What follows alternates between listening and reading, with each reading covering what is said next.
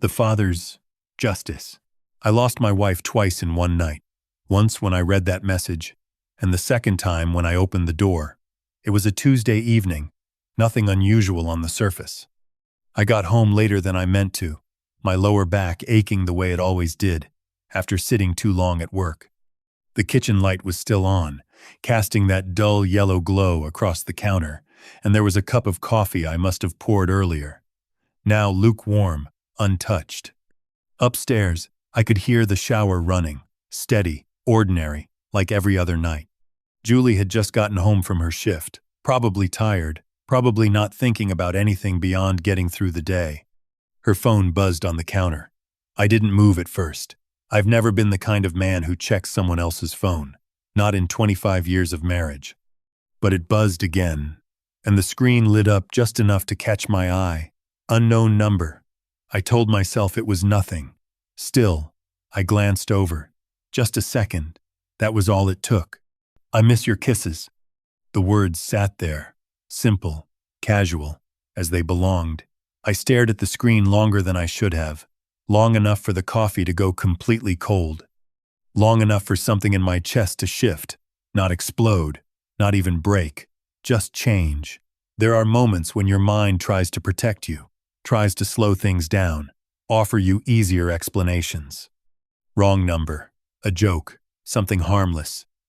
But I'd been with Julie too long to hide behind maybes. Some part of me already knew. I picked up the phone. My thumb hovered over the screen while the water upstairs kept running, as nothing had changed. I typed slower than I expected, each word deliberate, steady. Come over, my husband's not home. I read it twice, then hit send before I could talk myself out of it. I set the phone back exactly where it had been. Same angle, same place. Like that might hold the world in place for a few more minutes.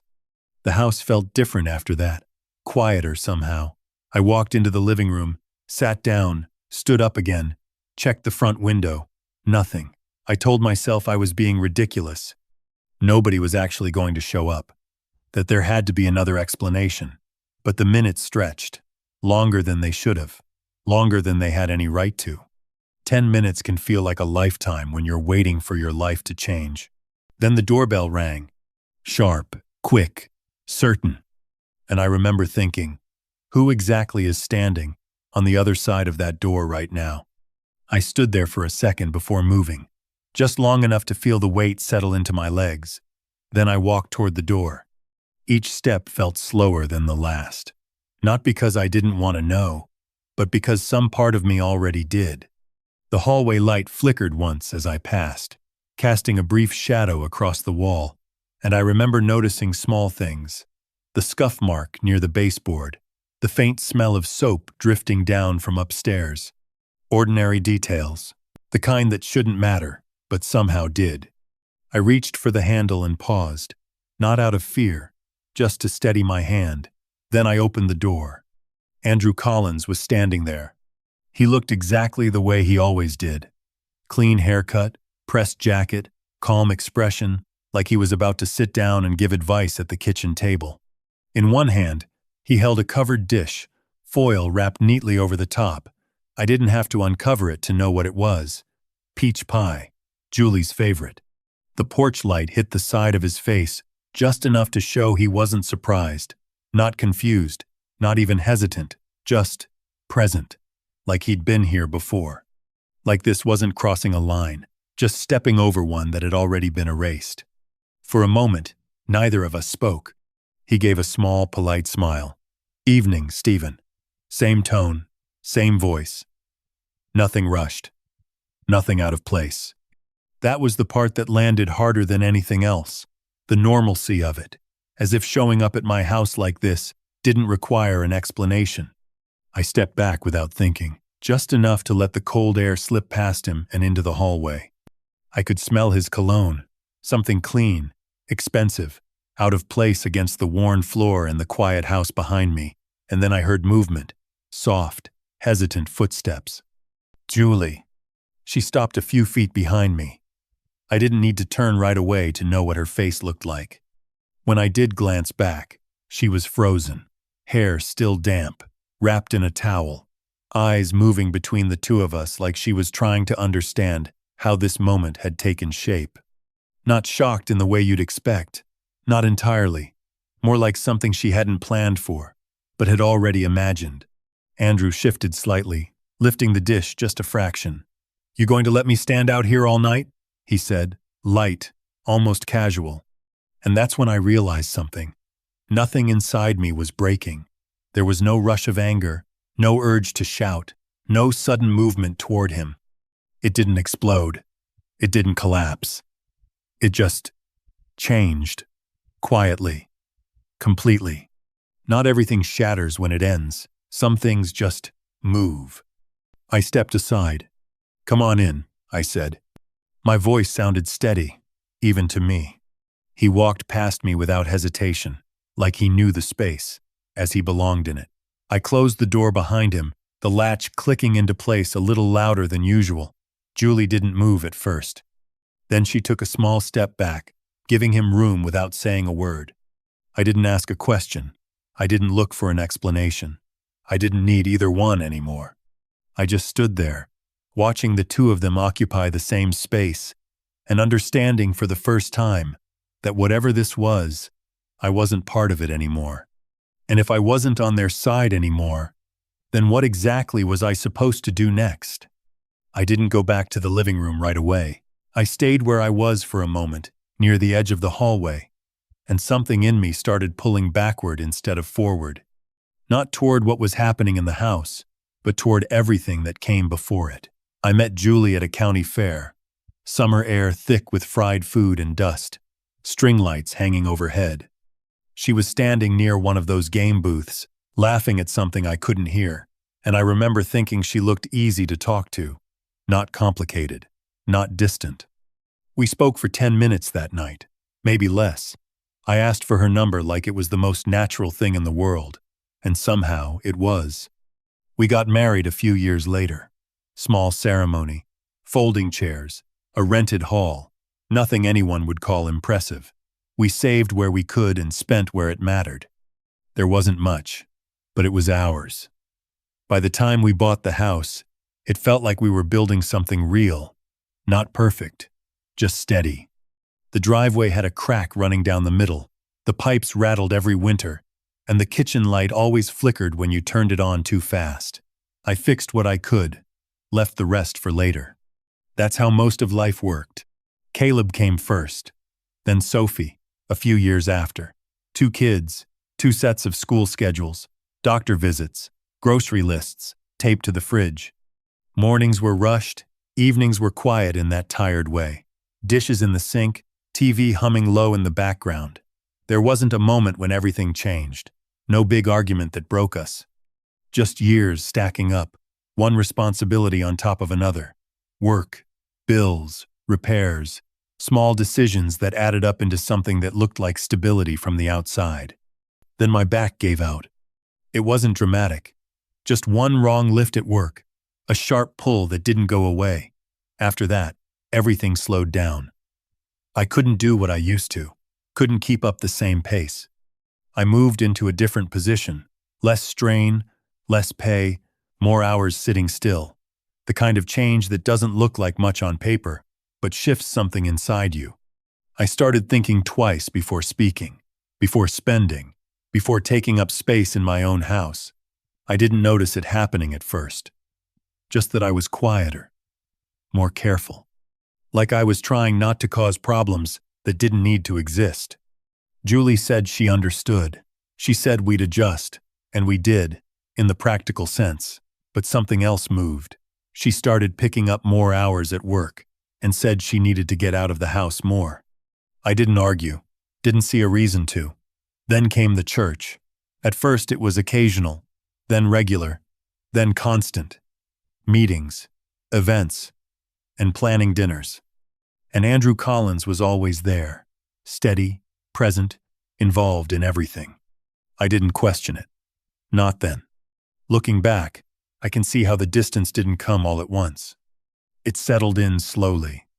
In the space between conversations we didn't finish. In the silence that replaced things we used to say without thinking. She stopped asking certain questions. I stopped offering certain answers. We were still living in the same house, still following the same routine, but we weren't moving in the same direction anymore. And that's the part people don't always understand. Betrayal doesn't begin with a message on a screen. It begins long before that, in the quiet moment when two people stop looking toward the same future, and neither one says it out loud. So when I stood there in that hallway, listening to the sound of someone else breathing in my house, I couldn't help but wonder, at what point did we stop being on the same side, and how long had I been the only one who didn't see it? The first few times we sat down with Andrew Collins, it felt reasonable. That's the word I would have used back then. We met at our kitchen table, the same place where we used to eat dinner, the same chairs, the same overhead light that buzzed faintly if you left it on too long. Julie would sit across from me, hands folded or resting in her lap.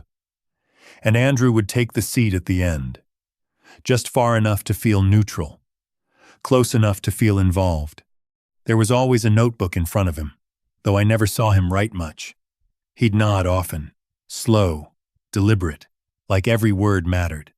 "Stephen," he said once, leaning back slightly, voice calm and measured. "Sometimes what feels like distance isn't rejection. It's a need for patience." I remember glancing at Julie when he said that. She didn't respond, didn't disagree either. Just sat there, eyes lowered, letting the words settle in the space between us. Another time, when I mentioned that things felt off, that something didn't quite line up anymore, he gave a small smile and shook his head. "Suspicion," he said gently, "can do more damage than truth if you're not careful with it." He didn't raise his voice. He didn't accuse. He just reframed things. "Husbands," he added, "are often called to lead through understanding, not doubt." I nodded. I remember that part clearly. I nodded because it sounded right, because it fit the version of myself I thought I was supposed to be. Julie stayed quiet most of those nights. Not distant, not defensive, just still. And somehow that silence carried weight. It felt like agreement, like confirmation that I was the one who needed to adjust. So I did. I started choosing my words more carefully. I let things go that I would have brought up before. When something didn't sit right, I told myself I was overthinking it. When I felt that familiar pull of doubt, I pushed it down, replaced it with patience, as he suggested. It didn't happen all at once. It was small changes, decisions that seemed harmless on their own. But over time, they stacked up. And the more I adjusted, the quieter I became. Looking back now, sitting in that same house with everything laid out in front of me, it's hard not to see it for what it was. Andrew wasn't fixing anything. He was redirecting it. He was redirecting it, shaping the conversation just enough to move me out of the way without ever saying it outright. He didn't have to argue. He didn't have to confront. He just needed me to question myself, to hesitate at the wrong moment, to step back when I should have stepped forward. And I let him.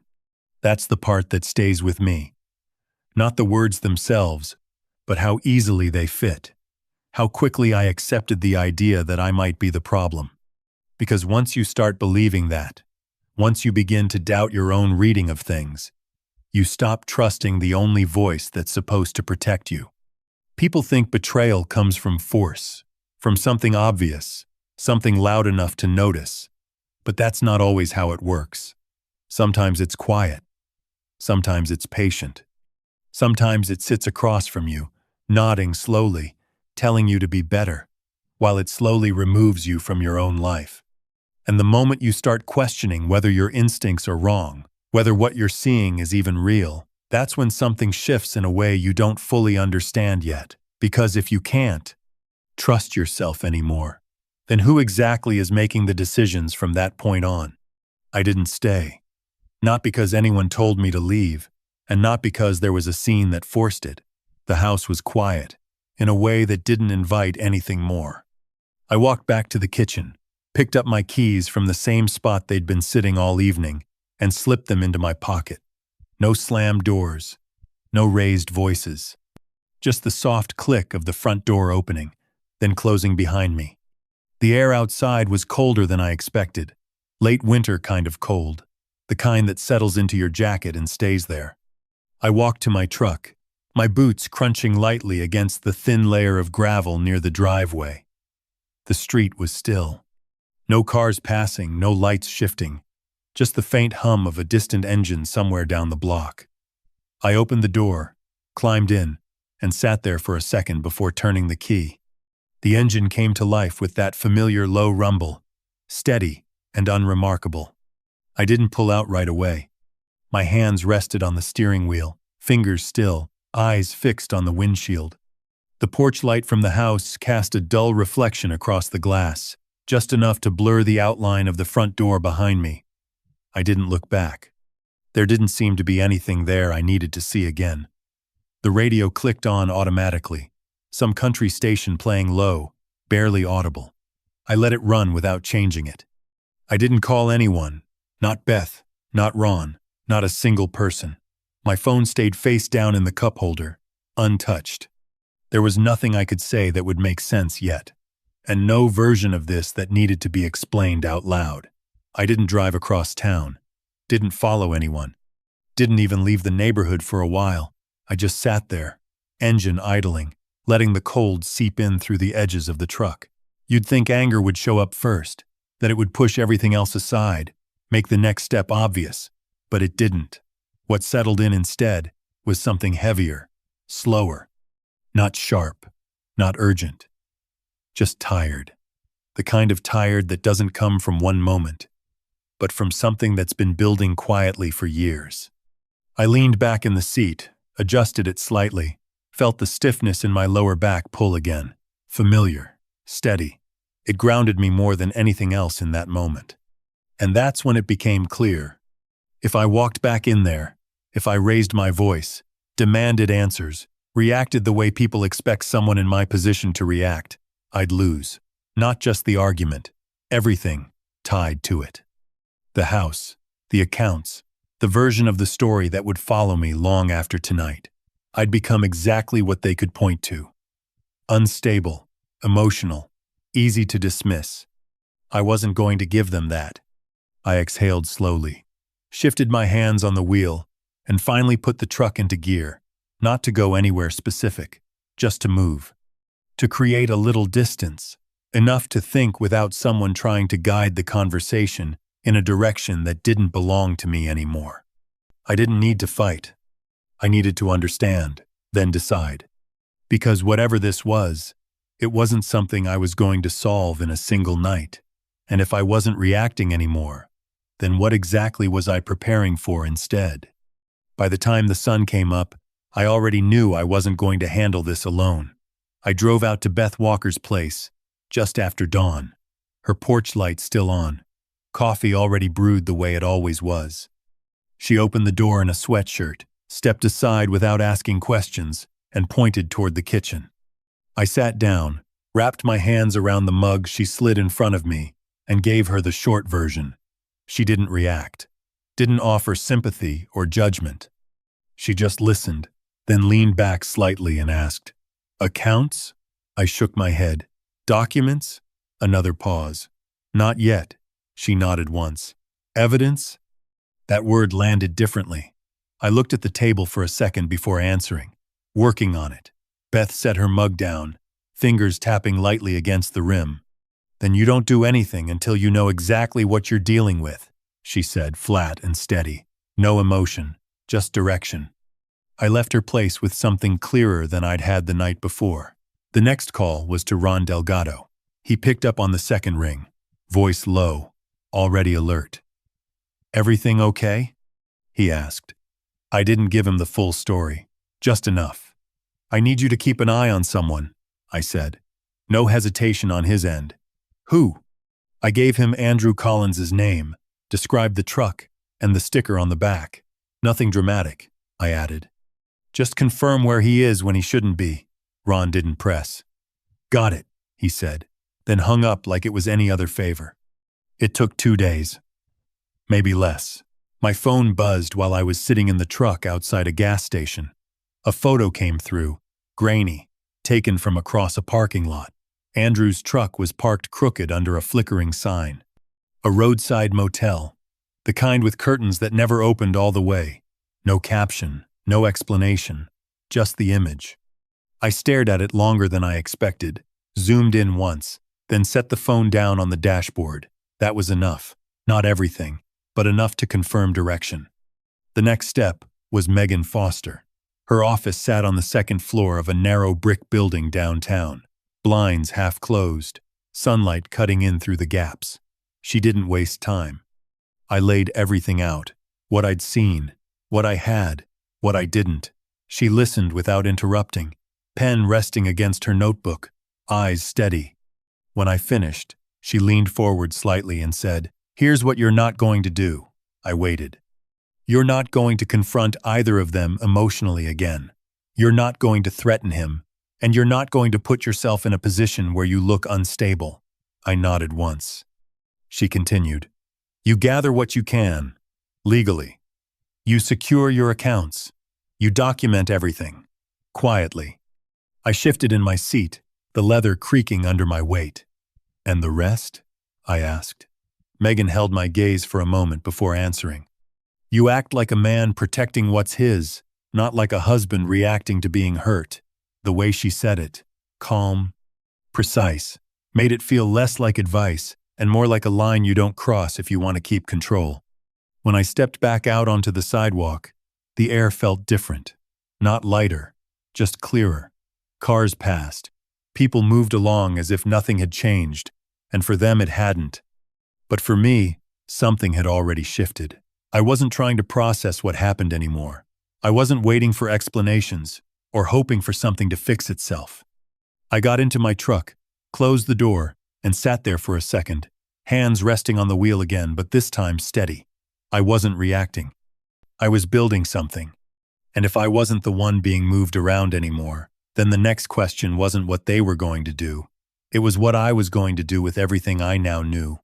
When I walked back into the house, it didn't feel like a place I needed to reclaim. It felt like a place I needed to read. The lights were on in the kitchen, same as before, casting that steady yellow across the counter. Julie was there, standing near the sink, arms folded tight like she'd been waiting. She turned when she heard the door and took a step toward me. "Stephen, we need to talk." Her voice wasn't raised, just controlled, careful. I didn't stop walking. I set my keys down, moved past her toward the table. "Not yet," I said. Not cold, not angry, just final. She stayed where she was for a second, then stepped back, giving space without pushing again. I pulled out a chair, sat down, and opened my laptop. The screen lit up against the dim room, reflecting faintly in the window behind it. I didn't rush, logged in the same way I always did, hands steady, movements familiar, accounts first. Checking balances, recent activity, and transfers.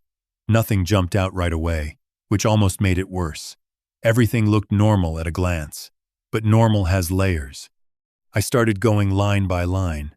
Small transfers, amounts that wouldn't trigger a second look if you weren't paying attention. Payments labeled vaguely, service fees, adjustments, routine things that didn't quite match the timing I remembered. I leaned in closer, scrolling back further, matching dates to things I could recall. Some of them lined up, others didn't. I opened another tab, emails. The inbox was clean, too clean, filtered, organized, like someone had been careful. I searched instead, keywords that felt neutral enough not to draw attention, names, dates.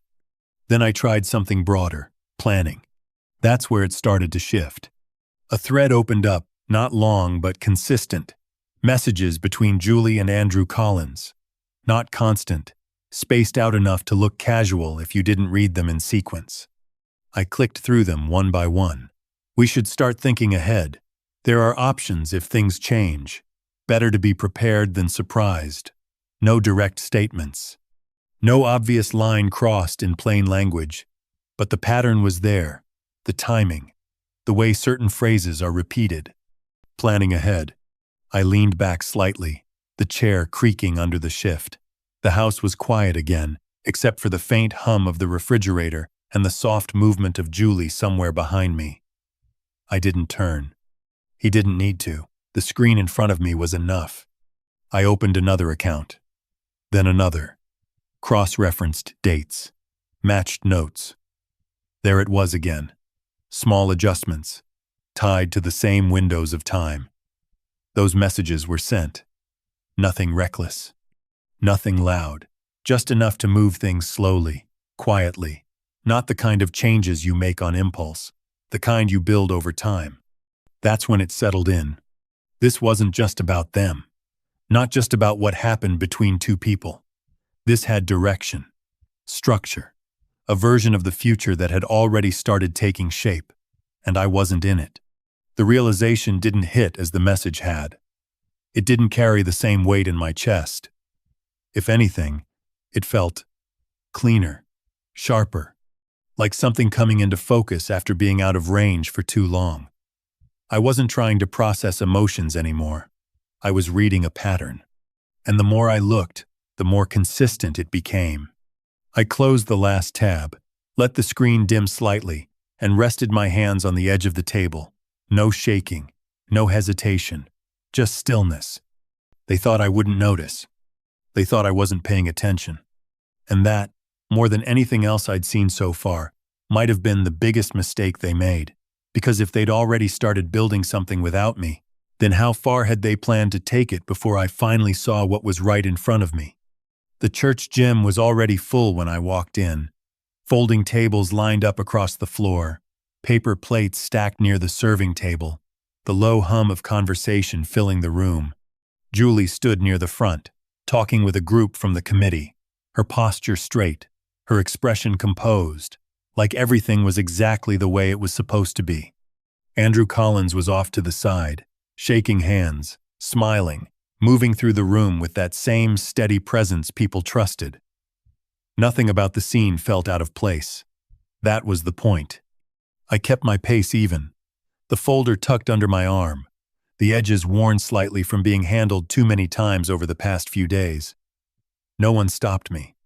A few people nodded as I passed, familiar faces, neighbors, people who had sat across from me at dinners just like this.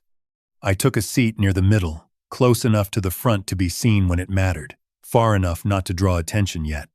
The overhead lights buzzed faintly, casting a flat brightness across the room that left no shadows to hide in. After a few minutes, Andrew stepped up to the microphone. He adjusted it once, tapped it lightly, and the room quieted without being asked. "Evening, everyone," he began, voice calm, practiced, the kind that carries without effort. He spoke about community, about the strength of families, about how important it was to support each other through difficult seasons. People nodded. Some smiled.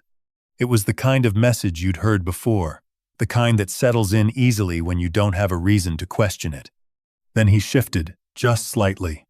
And at the center of all of that, he said, is honesty. Without it, everything else falls apart. The words landed clean, clear, almost rehearsed. I listened, really listened, and waited until he finished the sentence. I stood up. The legs of the chair scraped softly against the floor, just enough to draw a few glances. I walked forward, each step measured, the folder still in my hand. Andrew watched me as I approached, his expression steady, but there was a flicker there, something quick, gone before anyone else would notice. I reached the front, stopped beside him, and adjusted the microphone slightly. "I have a question," I said. My voice carried further than I expected, not loud, just clear. The room shifted. Conversation stopped. A few people leaned back in their chairs, and others leaned forward without realizing it. Julie turned from where she was standing, her face tightening the moment she saw me there. Andrew gave a small nod, like he was allowing it. "Of course, Stephen," he said. "Go ahead." I set the folder down on the table beside the microphone and opened it. The papers inside, organized, each one marked, each one placed where it needed to be. I didn't rush. I took out the first page, a printed screenshot. "These are messages," I said, holding it up just enough for the front rows to see, from a number saved under no name. I paused, just long enough for the words to settle. 8 months' worth. A murmur started, low, uncertain. I placed the page down, flipped to the next. Dates, times, patterns. My finger traced one line, then another. Consistent. Repeated. Planned. I didn't look at Andrew when I said it. I didn't need to. The room was already doing that for me. Julie stepped closer. "Stephen," she said under her breath, sharp enough for me to hear. "Don't." I didn't stop. I reached down beside the table and picked up something I'd set there earlier. The foil was still wrapped tight around it. I walked the 2 steps toward Andrew and placed it directly in front of him. The metal dish made a soft, hollow sound as it touched the surface. "You left this at my house," I said. No emphasis, no accusation, just the statement. That's when the room shifted again. Not noise, not yet, just awareness. Julie's voice came sharper this time, louder. "You're embarrassing yourself." The words cut through the quiet, meant to redirect, to reframe. A few heads turned toward her, then back to me. I met her eyes for a moment. "No," I said. "I'm done carrying something that isn't mine." Silence. Not empty, but heavy. The kind that holds. I turned slightly, facing the room now instead of just the front. "For months," I said, "I sat at my own table being told to be patient, to trust, to understand." I gestured lightly toward Andrew without looking at him. All while this, I tapped the folder once, was already in motion. Someone in the back shifted in their seat. Another voice whispered something I couldn't make out. One of the board members stood up slowly, eyes fixed on Andrew now. Not me. Andrew didn't speak right away. His posture stayed straight, his expression controlled, but the ease was gone. The space he used to manage so effortlessly wasn't his anymore. I stepped back from the table, closing the folder with a soft sound that seemed louder than it should have been. No more pages, no more explanation. There wasn't anything left to add. I didn't wait for a response, didn't look for one. I turned, walked past the rows of tables, past the people who were now watching in a way they hadn't before, not as neighbors, not as part of the same circle, but as witnesses to something that couldn't be folded back into normal. The doors opened with a quiet push. Cold air slipped in as I stepped outside. The noise behind me, still low, still building into something I didn't need to stay and hear. I kept walking toward the parking lot, the sound of gravel under my boots steady, the night air sharp against my face. And somewhere behind me, I knew they were starting to ask questions neither of them could control anymore. But how far would that reach once it was no longer just my story to tell? When I walked back into the house that night, it felt different, not broken, not damaged, just empty in a way that didn't ask to be filled. The kitchen light was still on, with the same soft yellow glow across the counter. But there were small things missing, if you knew where to look. Julie's bag wasn't by the chair. A few items from the hallway shelf were gone. The closet door upstairs sat half open, not cleaned out, just lighter. No note, no message waiting on the table, just absence. I set my keys down where they always went and stood there for a moment, listening. The refrigerator hummed. The clock on the wall ticked louder than I remembered. I poured a fresh cup of coffee, carried it to the table, and sat in the same chair I had used the night. Everything started shifting. The surface felt cool under my hands. Nothing dramatic, just quiet. About an hour later, the front door opened again. Sophie stepped in, backpack still over one shoulder, her movements slowing when she saw me sitting there. She closed the door behind her, walked a few steps closer, studying my face the way kids do when they already know something changed. "Did you win?" she asked. No hesitation, no confusion. I took a sip of coffee and set the mug down. "Yeah," I said, not heavy, not proud, just the answer. She nodded once, like she understood more than I expected. "Mom's not here," she added. "I figured," I said. She pulled out the chair across from me and sat down, resting her hands on the table. Neither of us rushed to fill the silence. It didn't need it. The next few days were steady. I met with Megan Foster again, this time with everything organized. Accounts, records, copies of what I had already seen. She went through it piece by piece, marking what mattered, setting aside what didn't. You did this right, she said at one point, not looking up from the file. We secured what needed to be secured. The house stayed in my name. The accounts were locked down. No rushed decisions. No mistakes tied to emotion. Word spread faster than I expected. Not loudly, just consistently. A call here. A message there. People are asking careful questions. Then more direct ones. Andrew Collins stepped down pending review. That was the official version. But others started speaking too. Small things that hadn't sat right before, now lining up in a way they couldn't ignore anymore. I didn't chase those conversations. They came on their own.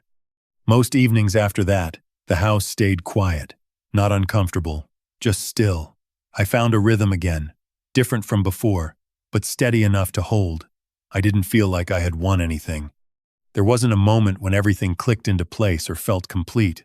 What I did feel was that I hadn't lost myself in the middle of it, and for where I had been, that was enough. Family doesn't fall apart because of one problem. It falls apart when trust is handed to the wrong place, and no one pulls it back in time. If you've ever been in a moment where something didn't feel right, but you stayed quiet because you thought it was easier, you already know how this ends. If this meant something to you, take a second, leave a comment, follow along if you want to hear more stories like this. And if you were standing where I stood that night, would you have made it loud right away? Or would you have stayed quiet long enough to let the truth speak for itself?